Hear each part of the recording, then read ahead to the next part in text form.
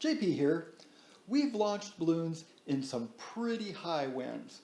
The most intense was putting one in the air in a 45-mile-per-hour wind.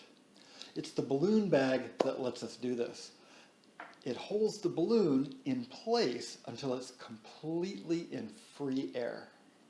But the real trick is to run fast enough so that the balloon line is tight when the balloon itself is straight overhead.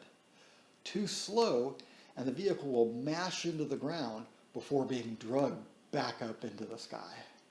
What is the fastest wind you can launch a balloon in? I'll let you know when I find out.